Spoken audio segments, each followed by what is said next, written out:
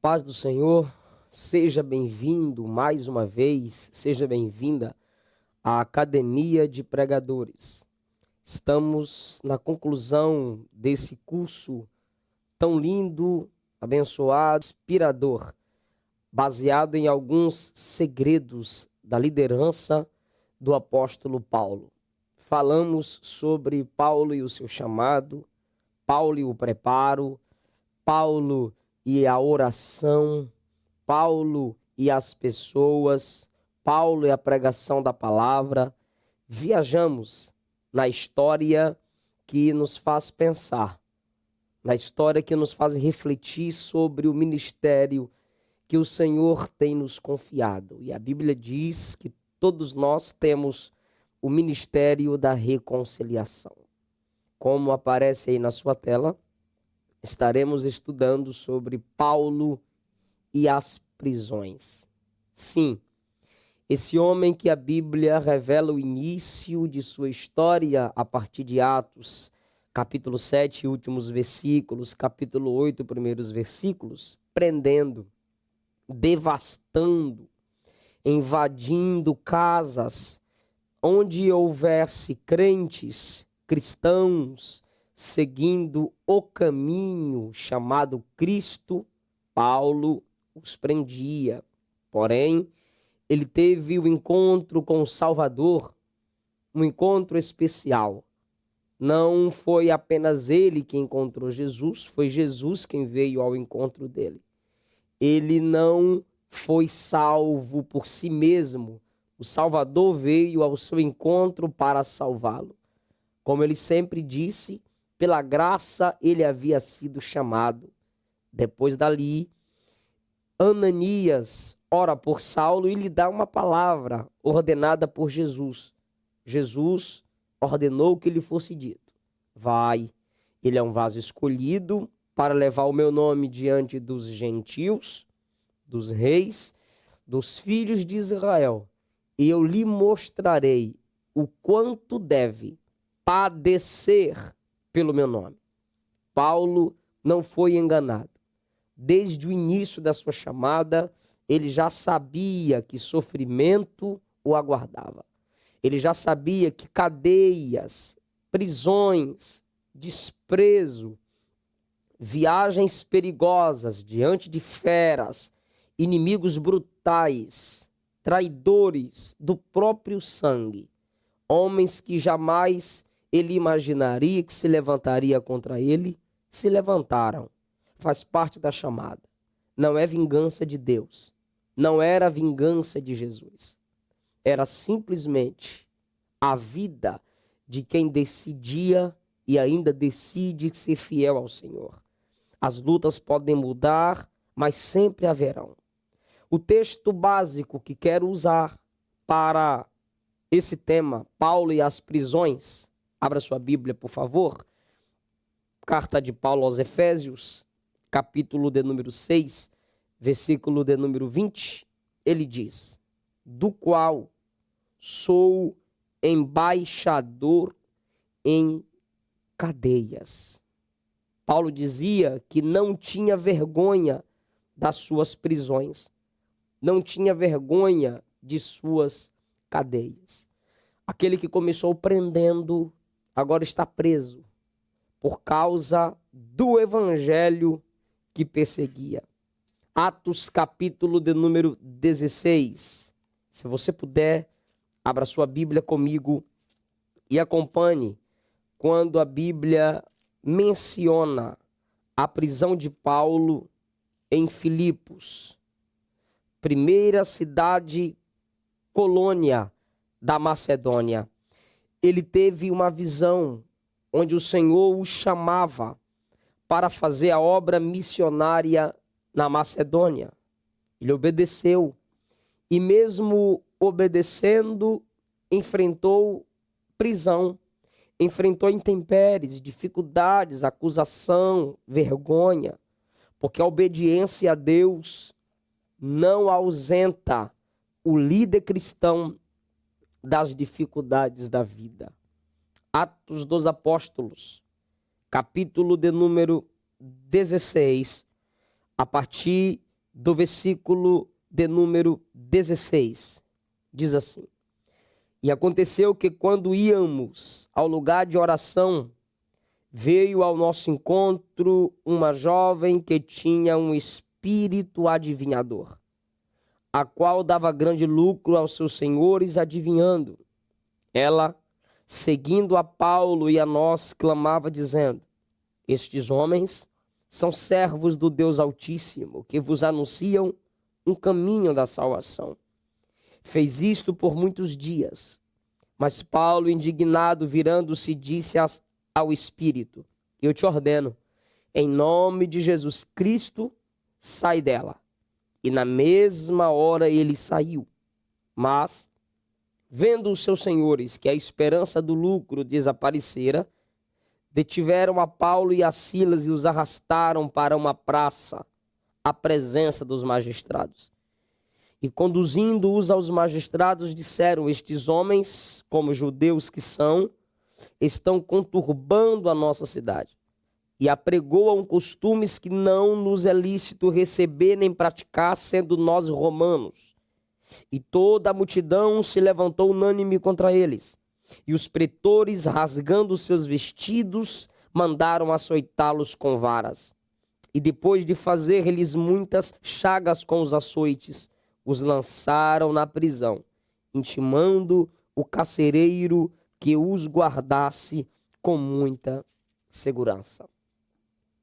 Paulo, ao chegar em Filipos, vai procurar um lugar para orar. O evangelho ali era pequeno. Eram poucos que tinham sede de Deus. Era um ambiente de guerra espiritual. Mas ali havia um rio. E na beira do rio, algumas mulheres se reuniam para cultuar, para orar. Poucas ou nenhuma sinagoga havia em Filipos. E a sinagoga eram necessários homens, no mínimo 10, para se começar uma reunião. Não havia sinagoga, Paulo vai à beira do rio. E ali ele prega a palavra de Deus a algumas mulheres. E o Espírito de Deus abriu o coração de Lídia, uma vendedora de púrpura. E ela recebeu a palavra. Depois, recebeu Paulo e Silas na sua casa. Paulo ali fez amizades. Aquela família, a partir dali, cuidaria de Paulo por muito tempo. Entre aquelas mulheres, acredita-se também que Evódia, Sintique, tenham se convertido ao Senhor. As mulheres foram as primeiras a se entregarem a Jesus ali em Filipos. Indo Paulo no caminho de oração, uma outra mulher, uma moça, com um espírito de adivinhação, gritava depois deles: Estes homens que nos anunciam o evangelho, ou um caminho da salvação, são homens de Deus. O demônio não diz o caminho, diz um caminho, como se houvesse outro. Mas o Jesus que Paulo anunciava e que o líder cristão anuncia é o único caminho da salvação. Paulo teve discernimento e repreendeu o espírito. Naquele momento, aquela moça foi liberta. Os seus senhores, os magistrados, que eram homens de autoridade na cidade, apanharam Paulo e Silas, os levaram à praça da cidade e começaram a acusá-los de costumes diferentes. Nunca costume poderia ser considerado crime. Eles sabiam que estavam explorando aquela mulher. Os senhores que deveriam usar o trabalho para proteger a moça, eles estão usando aquela moça como escrava. Ela era escrava prisioneira 2 vezes. Escrava desses homens e escrava de demônio. Mas Paulo ministrou a libertação. sem estar possessa, ela não tinha mais valor para aqueles homens. Então, ao mesmo tempo, ela foi liberta da força demoníaca e da força opressora daqueles homens maus, truculentos e avarentos. Na praça da cidade, eles mesmos decretam o juízo sobre Paulo e Silas. Ordena que sejam encarcerados. Ordenam que sejam açoitados. Eles fizeram o maior movimento diante da multidão para mostrar que estavam abatidos e irados, até rasgaram as vestes em sinal de protesto.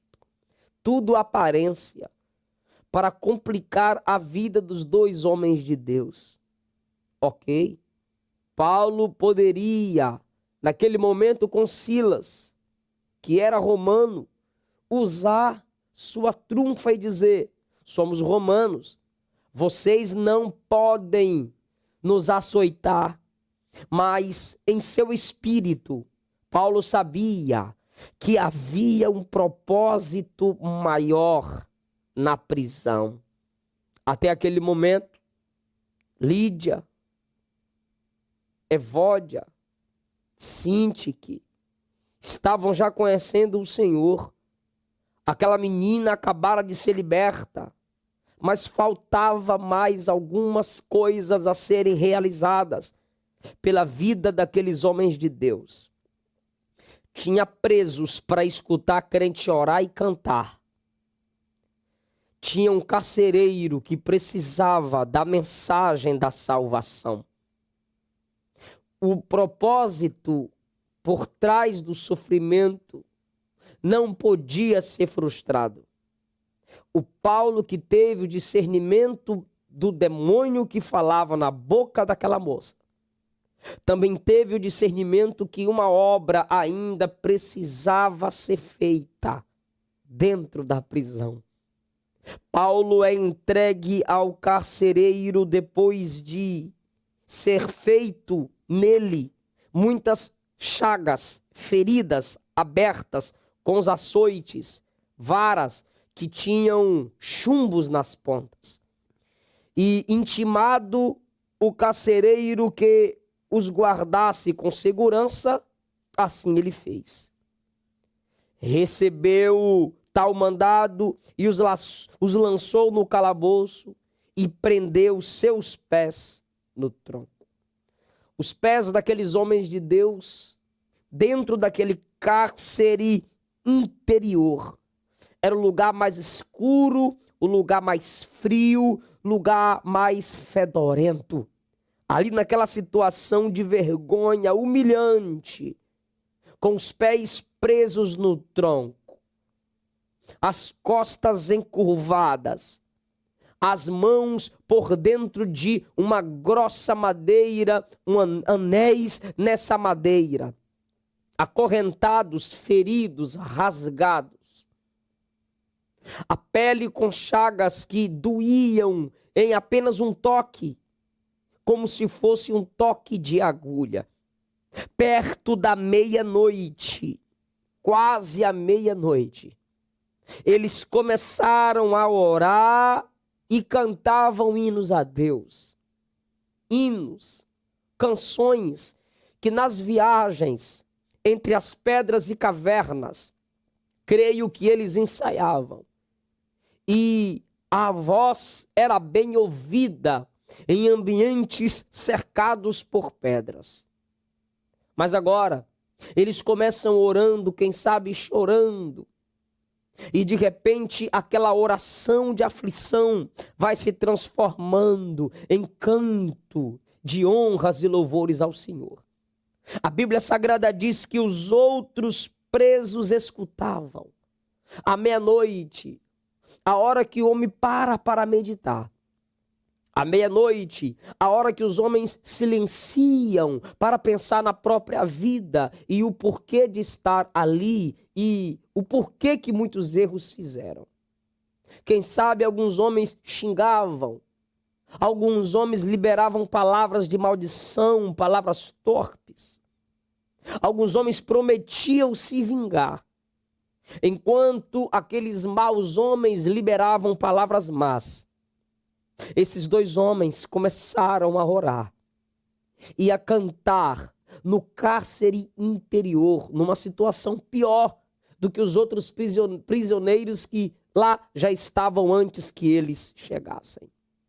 Mas a Bíblia Sagrada diz que enquanto eles cantam lá embaixo, enquanto eles oram lá embaixo, houve um grande terremoto que comoveu os alicerces do cárcere e instantaneamente todas as portas se abriram e os grilhões foram soltos. Ora, o carcereiro vendo aquela situação, ele disse: agora eu vou morrer. Porque pela lei romana, se os soldados escapassem, se os soldados permitissem prisioneiros escaparem, eles eram culpados. Pena de morte. O carcereiro, percebendo que corria risco de vida, que agora a lei ordenava que ele morresse, ele vai tentar se matar.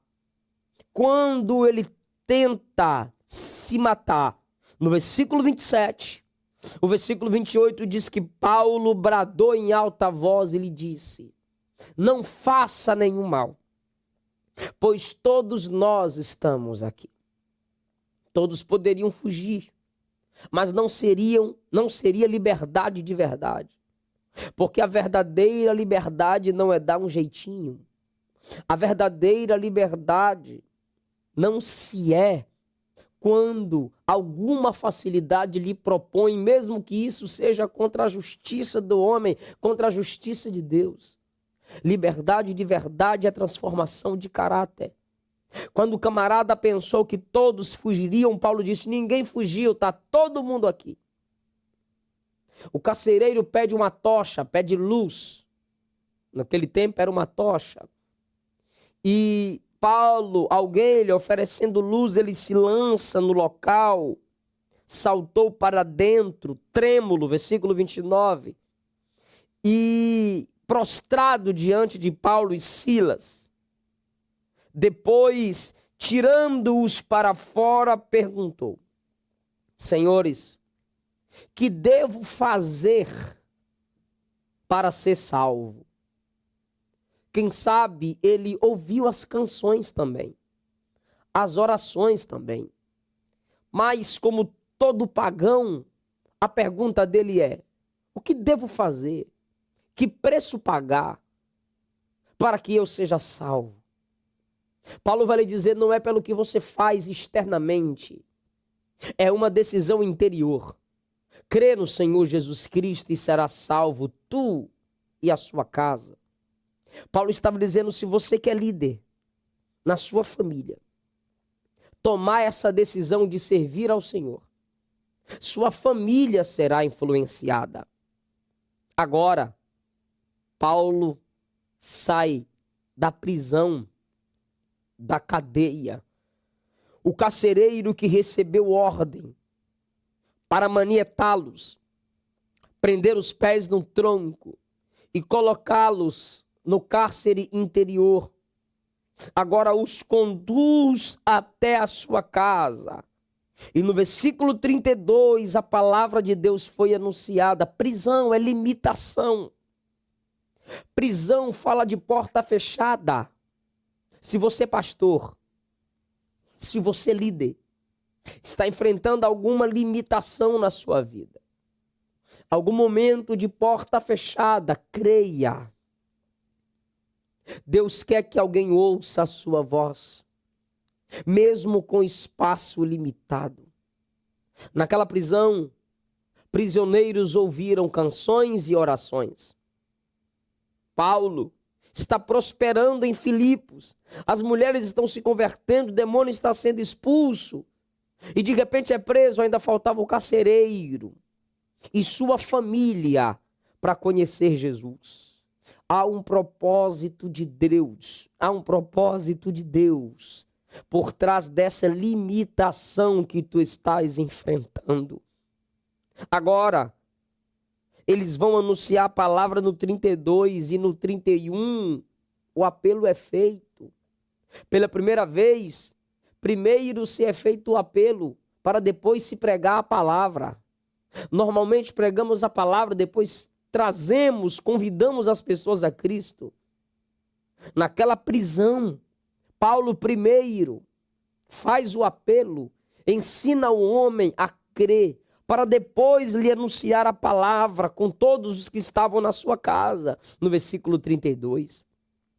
O carcereiro que prendia, que estava na autoridade, com a autoridade sobre Paulo e Silas, no versículo 33, a Bíblia diz que ele vai sarar, lavar as feridas de Paulo e Silas, e ele traz água. E daquelas águas, o elemento que ele usava para lavar as feridas de Paulo e Silas, eu imagino Paulo perguntando, ainda tem água? Ele diz, tem. Por quê? Paulo diz, porque nessas mesmas águas eu vou ter que te batizar. As águas na casa do carcereiro que serviram para lavar as feridas de Paulo e Silas também serviram para o batismo, porque Paulo e Silas estavam só feridos, mas o carcereiro e a sua família estavam mortos espiritualmente. Precisavam passar pelas águas simbolicamente, morrendo e ressuscitando. Enquanto ele lavava as feridas de Paulo e Silas, Paulo agora lhe oferece uma ressurreição espiritual. Versículo de número 34 diz que o carcereiro agora lhe serviu diante da mesa. Que coisa linda. Aquela prisão tinha um propósito: alcançar os ouvidos dos prisioneiros com canções e orações, alcançar o carcereiro com o apelo da fé em Cristo, alcançar a família do carcereiro e fazer com que o homem que os prendeu agora lave as feridas. E o homem que usava a água da sua casa para lavar as feridas do homem de Deus ou dos homens de Deus, nestas mesmas águas, ele será mergulhado, simbolizando sua morte para o pecado. E será levantado, representando sua nova vida em Cristo. O que fazer? Preparar a mesa para os homens de Deus. Agora, no outro dia, o carcereiro transmitiu as palavras dos pretores para Paulo, dizendo: é ordenado que vocês sejam soltos, podem ir. Paulo vai usar a cidadania romana. Ele disse que a conquistou por nascimento, sendo ele hebreu de hebreu. Como ele pôde afirmar para o tribuno em Atos 21 que ele era romano de nascimento? Tarso era uma cidade amada pelo imperador. Quem sabe havia recebido esse direito. Só que a possibilidade maior é que seu pai ou seu avô tenha entrado em batalha juntamente com o exército romano, e como recompensa, a família havia recebido o direito de cidadania romana. E o cidadão romano não poderia ser açoitado, envergonhado publicamente, condenado sem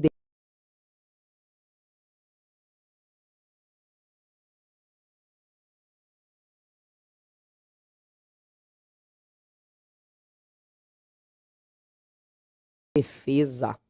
Nesse momento, quando eles simplesmente ordenam que Paulo e Silas saiam, Paulo vai dizer: não, depois que vocês nos açoitaram publicamente sem sermos condenados, romanos como somos, versículo 37, havendo-nos lançado no cárcere, e agora secretamente nos lançam fora, de modo nenhum, antes venham eles mesmos e nos soltem. Paulo tinha conhecimento dos seus direitos. Agora, os homens, a guarda pretoriana, os soldados, a polícia dos magistrados, têm que vir onde eles estão. Versículo de número 39. Os magistrados mandam pedir desculpas. Vieram, mandam soldados e vieram pedir desculpas, tirando-os para fora, rogaram que saíssem da cidade. O diabo sabe que a presença daqueles dois homens ainda frustraria muitos de seus planos. Mas agora, Paulo sai com honra, acompanhado pela guarda pretoriana. E no versículo de número 40, Paulo ainda vai visitar a casa de Lídia, conforta os irmãos, consolam os irmãos e depois partem. As limitações na vida de um líder têm propósito de Deus. Tem vidas para serem salvas. Tem honra para ser resgatada. Tem direitos a serem exercidos. Se você, como Paulo, enfrenta certas limitações, abra seus olhos espirituais. Em nome de Jesus, creia em quem te chamou. O líder cristão, ele sabe que nenhum dos seus sofrimentos são desperdícios. Nenhum dos sofrimentos de Paulo eram por ele considerados desperdício. Ele sabia, porque em Atos 9, Jesus lhe deu o chamamento completo. E com esse chamamento, Jesus lhe avisou que cadeias, prisões o aguardavam. Ele padeceria pelo nome de Jesus. No capítulo de número 21 de Atos dos Apóstolos, a partir do versículo de número 8, está escrito assim: No outro dia, saímos e chegamos a Cesareia, e entrando na casa de Filipe, o evangelista, que era um dos 7, permanecemos com ele. Este tinha 4 filhas virgens que profetizavam. E permanecendo ali por vários dias, desceu da Judéia um profeta chamado Ágabo. E veio até nós, e tomou a cinta de Paulo, e atando os seus pés e mãos, disse: Isto diz o Espírito Santo: Ao varão a quem pertence este cinturão, os judeus, assim o atarão em Jerusalém, e o entregarão nas mãos dos gentios. E quando ouvimos isto, rogamos-lhe nós e os moradores daquele lugar que não subisse a Jerusalém. Então Paulo respondeu: Que fazeis, chorando e partindo-me o coração? Pois eu não só estou pronto para ser atado, mas preparado para morrer em Jerusalém, pelo nome do Senhor Jesus. Ágabo era um profeta já conhecido. No capítulo de número 11, versículo 28, ele já havia profetizado uma grande fome. E aconteceu do jeito que ele havia profetizado. No capítulo 21, Paulo está na casa de Filipe, o evangelista. Suas filhas são profetisas, mas a Bíblia não registra se elas profetizaram. O que aguardaria Paulo mais na frente. Só que a Bíblia diz que um profeta desceu da Judéia, chamado Ágabo. Ele tem nome, ele desce da Judéia. Ele vem a Paulo e profetiza algo não muito bom. Ele profetiza prisão, perseguição. Ele profetiza com diversidade de operação. Porque ele não só profetiza falando, ele pega a cinta de Paulo, amarra as mãos, os pés e diz: assim será feito com o dono deste cinto. Ele estava mostrando, através do cinto amarrado, que não tinha como mudar, já estava decretado. Isso aconteceria em Jerusalém. De repente, os irmãos começaram a dizer: não vai, Paulo. Não vai. Continua aqui conosco. E Paulo, em sua resolução, ele não desistiu. Ele não voltou atrás. Eu acho interessante é que Paulo crê na profecia. Ao ponto de dizer: eu não estou pronto, irmãos, só a ser amarrado, mas a ser morto pelo nome de Jesus. Os irmãos também creram na profecia e choraram, tentando mudar o curso de Paulo, para que não acontecesse a prisão. Mas Paulo sabia de antemão que aquela era a vontade de Deus, a prisão. Tudo quanto o homem tem, ele dá pela sua vida. Só que essa expressão quer dizer, se o camarada estiver morrendo, ele abre mão de tudo que tem pela saúde que não tem. Mas Paulo está dizendo: eu sou capaz de abrir mão da própria vida pelo nome de Cristo. Então Paulo não dá um precioso pela vida que não tem.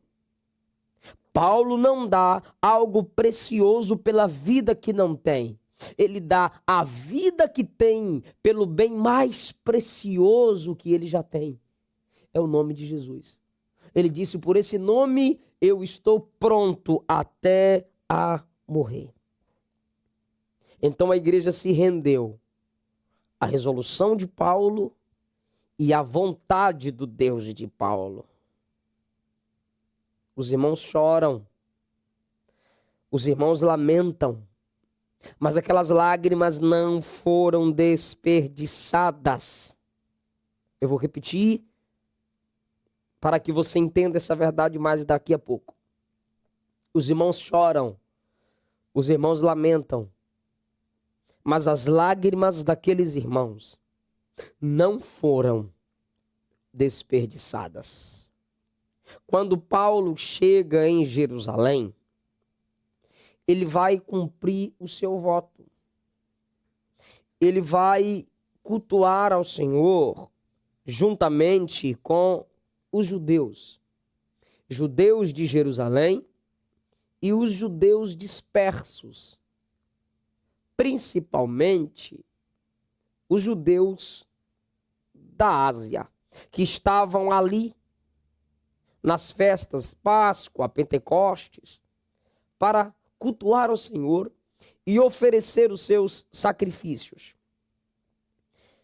No capítulo de número 21, a partir do versículo de número 7, no templo, onde Paulo deveria ser protegido, ele é atacado. Eles não temeram misturar seu sangue com o sangue dos sacrifícios. Paulo estava careca, cumprindo o voto. Eles então vão agredi-lo. Bateram em Paulo e queriam até matar. Judeus que estavam cultuando no templo em Jerusalém. Naquele templo o maior ornamento era o apóstolo Paulo. Depois que o Cristo, o Senhor do templo, havia deixado aquele templo, o maior ornamento ali era Paulo. E eles o expulsam, o arrastam, o rejeitam. A ornamentação estava sendo desprezada. Por quê? Porque a prisão o aguardava. Irmãos, quantos lugares, quantas e quantas pessoas, na hipocrisia da sua vida, valorizam mais os templos físicos, terrenais, de 4 paredes, do que os templos espirituais, que é o nosso corpo, a nossa alma.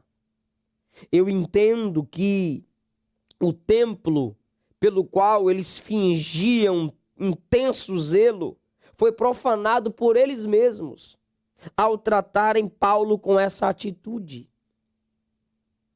O homem não foi feito para o templo. Pelo contrário, o templo foi feito por causa do homem. Não é a casa, não são as paredes que têm mais valor do que as pessoas. Não pode haver essa inversão de valores. Mas aqueles homens estavam cegos pela religiosidade, que o templo estava acima do valor do apóstolo Paulo. Templo serve para Deus quando eu consigo nele servir o meu irmão. Templo atrai o olhar de Deus quando nesse templo, em meio ao culto, eu consigo olhar na face do meu irmão. Deus pode valorizar a ambiência em que vivo, se nessa ambiência eu valorizo a comunhão com meu irmão. E o que Paulo estava pregando e vivendo era a verdade do Cristo Salvador. Mas a religiosidade daqueles homens diante do templo faziam com que Paulo fosse desprezado. Porém, a Bíblia diz que foram os judeus dispersos que fizeram isso contra Paulo. Conheciam Paulo do ministério itinerante. Esses, pela distância, eles moravam ausentes de Jerusalém por causa de vantagens particulares. Raramente vinham ao templo para adorar. E aqueles que raramente vinham ao templo para adorar, tentam driblar a consciência com a ausência de comunhão e de temor a Deus, ferindo o próximo com sua religiosidade. Interessante. Os que raramente vêm ao templo para adorar são aqueles que mais mancham o que torna o lugar sagrado, o culto ao Senhor.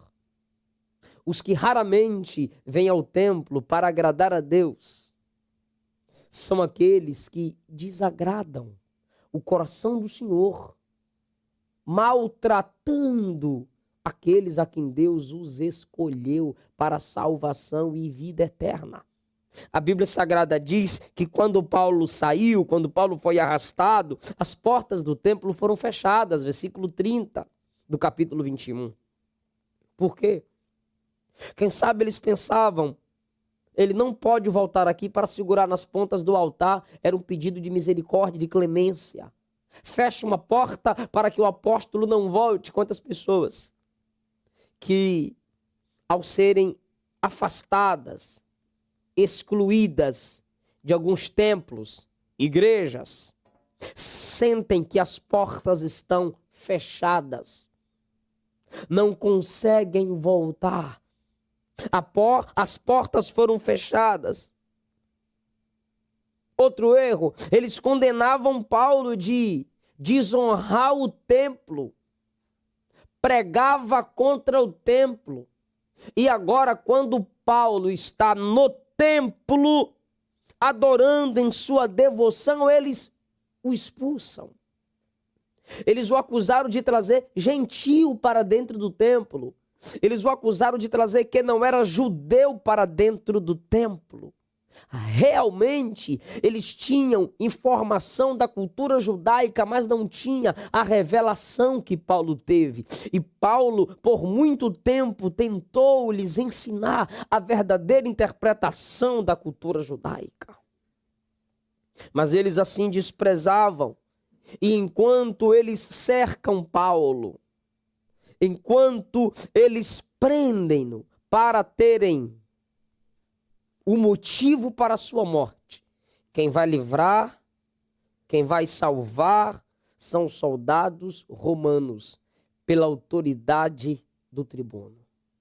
Na próxima aula, você vai entender como daqui para frente Paulo continuou preso e o que Paulo encontrou e o que Paulo conseguiu fazer nas cadeias por onde Deus lhes permitiu passar. Deus te abençoe.